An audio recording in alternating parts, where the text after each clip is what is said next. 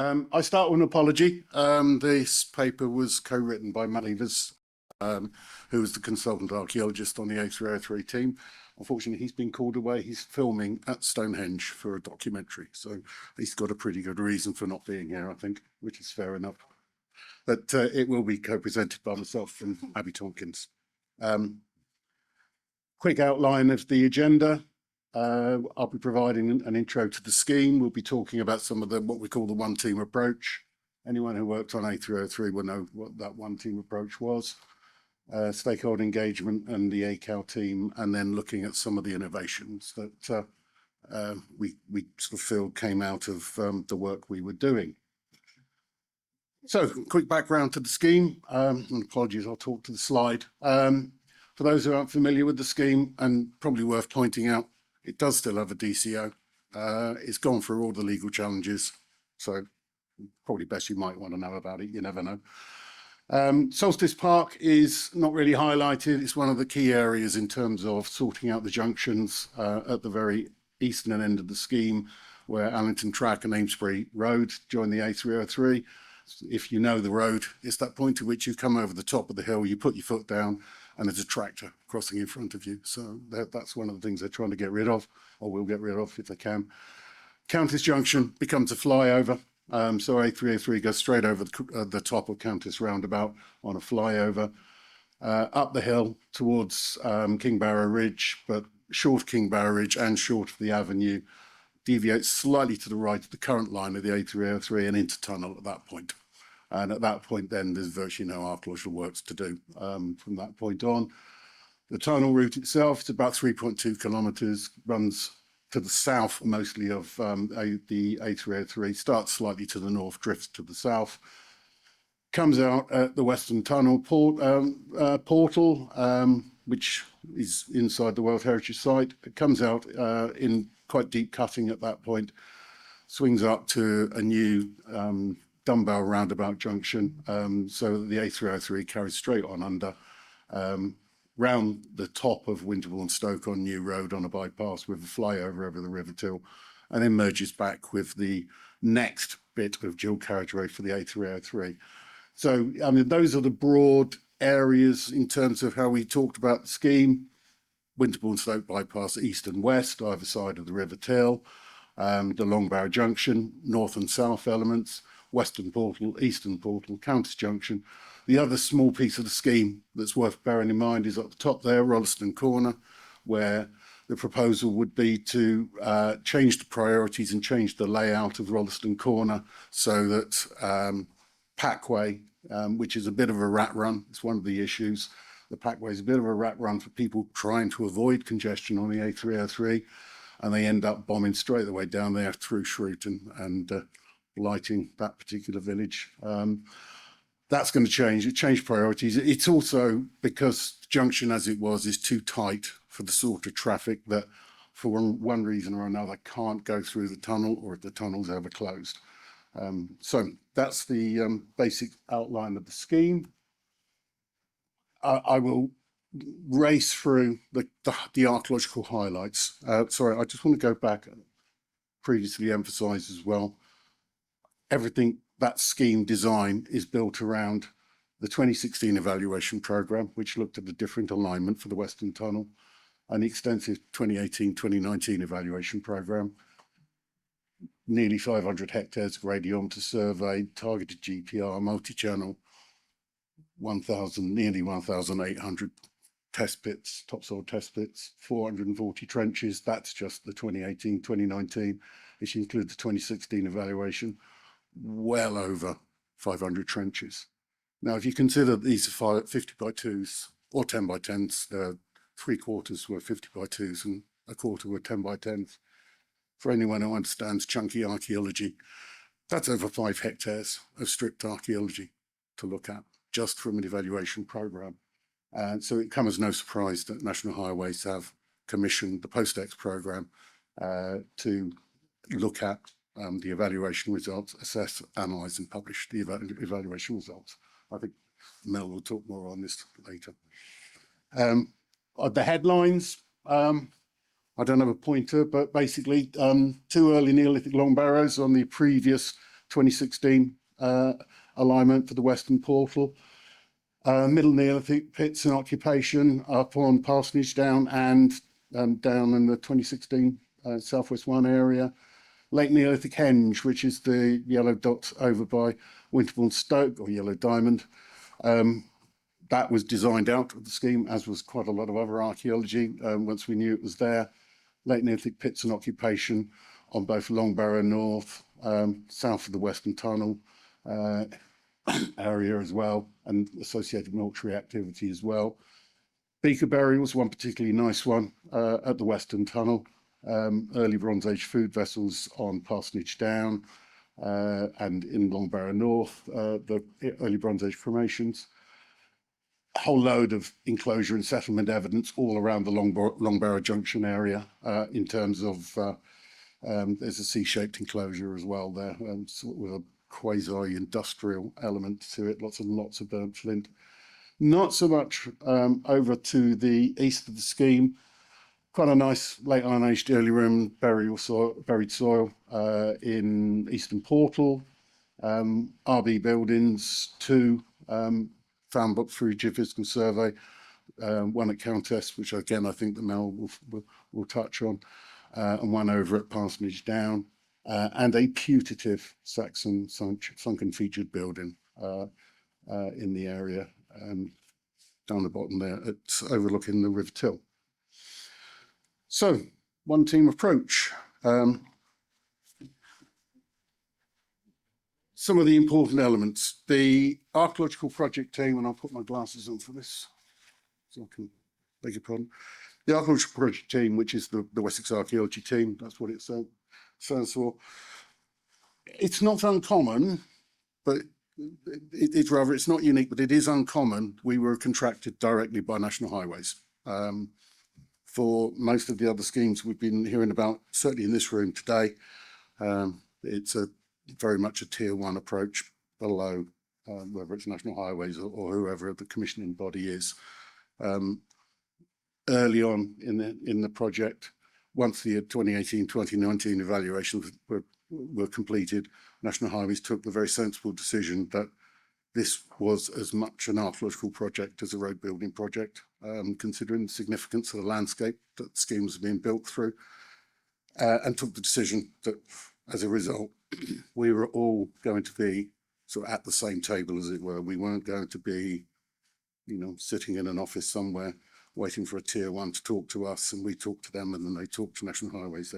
National Highways didn't want that relationship, and I think as a result, it worked exceptionally well. From a collaborative point of view, one of the key priorities was shared platforms. And now this was a learned experience. It evolved. It's not something that we necessarily realised in the very early days, but it evolved that without a shared platform, without, as we come down to at the bottom there, a single source of the truth, then you're in massive problems in terms of file management, document management, and anything else that goes on. And I'll touch on that later. And those shared platforms were primarily hosted by National Highways, coordinated through them, and it included the archaeological project team, which is not just ourselves, but our supply chain partners. And at the time, we had, well, you've probably got representatives of all of these in the room today: Headland, Oxford, Mola, Cotswold, PCA, perhaps I know one from INRAP here in France, but INRAP as well, Thompson Environmental Consultants, and our own QS 2+2, who were essential in terms of keeping top of the contract. Delivery assurance partner, which changed midstream. Started out as A&W, and then approximately 18 months, 2 years into the scheme, we were replaced by Cosplay Mott McDonald. The principal contractor, when I say principal contractor, that's the principal contractor for preliminary works, not the tunnel building element, but all of the work that needs to be done in order for the tunnel building to take place, and that's a company called Octavius. National Highways had a whole raft of different other subcontractors involved as well, dealing with lands, utilities, ecology, a raft of other aspects. And of course, the Heritage Monitoring Advisory Group, which I know Mel's going to be talking about in more detail, but that was Wiltshire Council, National Trust, Historic England, English Heritage. In terms of shared platforms, the core of it was a SharePoint Teams type approach. What I'd like to call the point at which it was testing Teams to destruction, really, but we'll come on to that. Various other platforms, if you're familiar with working with National Highways, CMAR, quite important from a contract management point of view, and it was direct access for us as a archaeological contractor into there. Zactium for the risk register. I haven't listed it, but P6 for the programming environment, which was again directly into the National Highway system. It wasn't we do our work, present our work, you mark our work, you give it back. It was all located in one place and stayed in one place forever. But also Moata, very, very important, and something that Costa MacDonald coming onto the scheme really brought with them, which was a shared GIS platform. And up until that point, it wasn't necessarily as convenient as it could be because everyone seemed to be working on their own version of a GIS in their own servers. And I'll use the example of badgers. Badgers breed, they sleep, they move around, who knew? Constantly. And anyone who knew the scheme and the programming for the scheme knew that badgers was the big unknown. It was the real nuisance. Just like, why can't they just stay where they are? But they never do. But having Moata direct access for everyone involved in the scheme, whoever, at whatever level you're at, everyone was involved in the scheme. Everyone was connected into it. It took a survey and processing results and time to put the results back into the GIS, but it was as close to having live information as you possibly could. And I'm sure, all of you have probably been in a project meeting where everyone's got a whole bunch of printed PDFs and they're all different and they've all got different dates and they're all, half of them are out of date at the very least. Having direct access to a GIS meant that you didn't need that. You could jump into the meeting, someone could load it up, everyone could have a look at as close to live data as possible. It was very, very important. Co-location in terms of collaboration. In the very, very early days, a lot of working under different offices dotted around Bristol, all nice, like Bristol, or live just down the road, not a problem. As the Wessex Archaeology team got going, we took the decision to open up what we call Unit 5, Large Environmental Processing Facility, if nobody here hasn't seen it, which was the first outside of Bristol, if you will, co-location option. And with that system set up, that then provided a venue for Octavius and CMM and everyone else to sort of actually have a collaborative working space where they could physically gather face to face. Probably also worth bearing in mind that when we started all this in 2020, we were still in lockdown as well. So that was something that had to relax. In due course, National Highways moved into Minton House, turned it into an absolutely fantastic working facility, which is the front office of the same development where Unit 5 is. And then also on occasions, some very enjoyable time spent over at Mark McDonald's office in Reading, and using that as a similar venue. And working together, everyone getting login and sign-in details for the various places. It was all working very, very nicely. Social events as well, all work and no play. It's very important. Not that I like a party, but I do like a party. But it is more than just working together with people. It's not quite living with people, but getting to know them outside of the office, getting to know them as a person rather than as a deputy heritage lead or a county archaeologist or whatever. It's getting to know them on a social level, on a personal level. And it's very, very important in terms of team building. And, whenever there was the opportunity, we take it, whether it's Christmas dinners or bowling, you soon learn as you go out on a bowling night who not to go bowling with if you don't want to have yourself fleeced. Where is Josh? There he is. There he is. Yeah, one person not to go bowling with. Anything, for those who know Reading, I think the Siren Brewery took a fair bit of our money over a few meetings. It's a very important social aspect of working on a big project like this.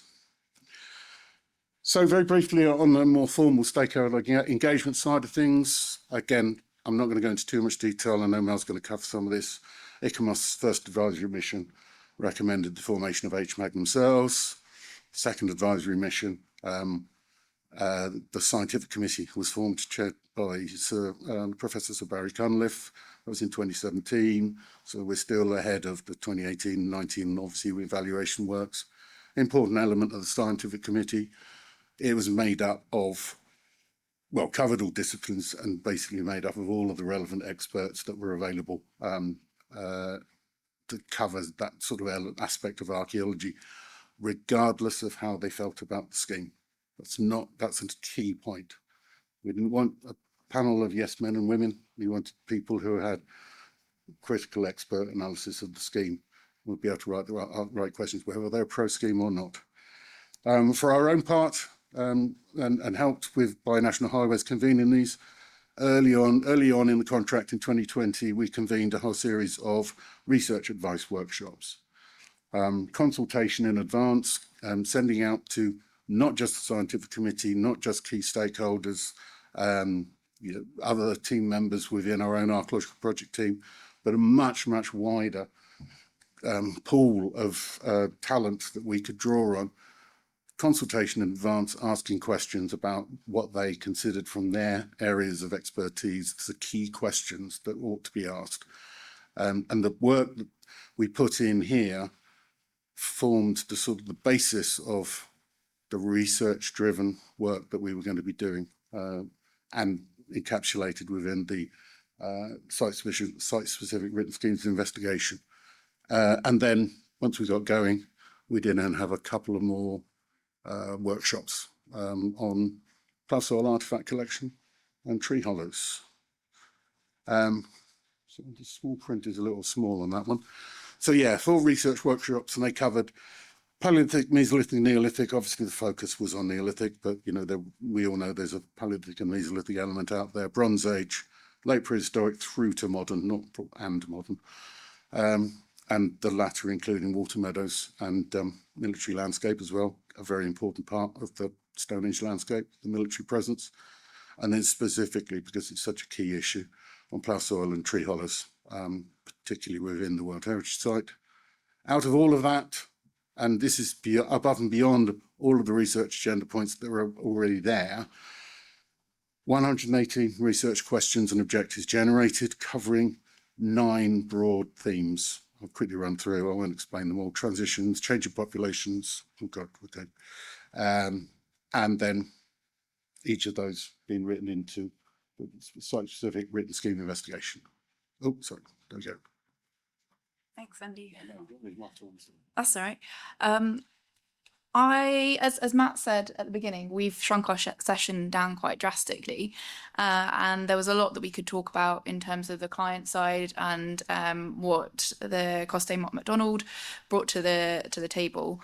But one of the things that in that trim I definitely wanted to keep in, I think it's possibly something that might get overlooked, but actually I think is absolutely integral to a one-team approach, and something that's really influential on site and has real potential to either make or break things, and that is how an archaeological clerk of works team treats, respects, listens to, and has the respect of those archaeologists in the field.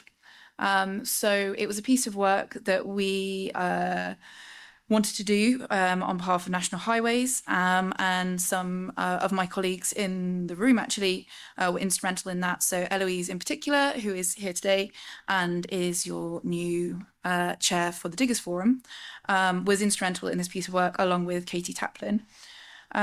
They set about identifying a series of principles by which the ACALs would conduct themselves, behave in the field, what this was meant to be for the field team, could come to expect and not expect from that team.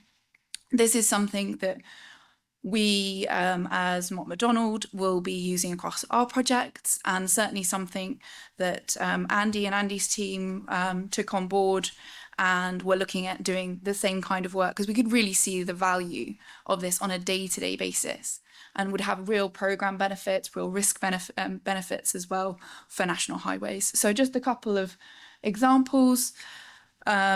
Be respectful and considerate of any questions from contractors regarding archaeology in the scheme at any time.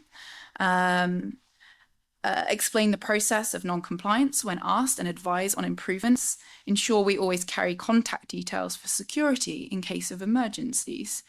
Not be involved in speculation or give out information about the scheme to outside sources in any way. Be vigilant when out in the local area, and some really clear instructions for the team. So have reliable and open routes of communications. Hold regular meetings. Listening is key to good communication is speaking. One of the biggest things, learning the names of the people that are working on the site and actually trying to remember them, using those names, asking them questions when you're bringing visitors to the site instead of talking over them or talking for them, and inevitably misunderstanding, missing the key points, and just mushing it all up into a horrible interpretation of yours, which isn't nearly as close to the archaeology as the people in the field.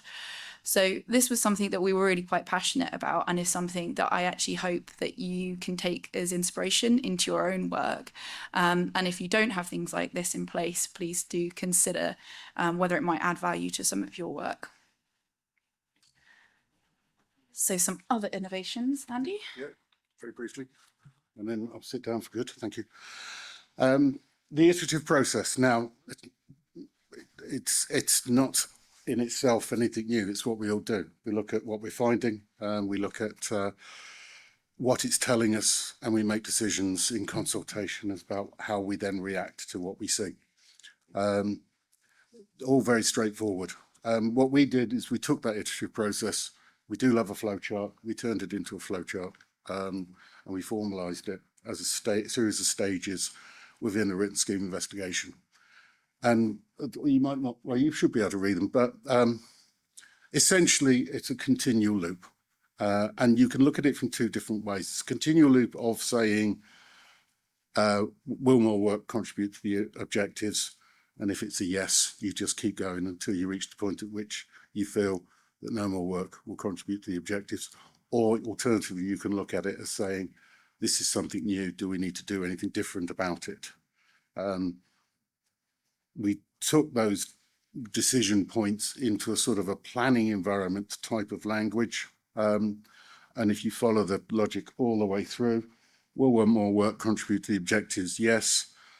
Does the fieldwork strategy adaptation, is it required? If it's a yes, okay, can we cover the adaptation in the existing documentation? And if it's a no, it's going to be, do we then need to amend a document? And that's our material amendment and non-material amendment decision point. And if it's a material amendment, which nobody wants, that's a whole new written scheme investigation that's got to be produced. We found something that cannot be dealt with the existing documentation. And as unlikely as that sounds, it is entirely feasible.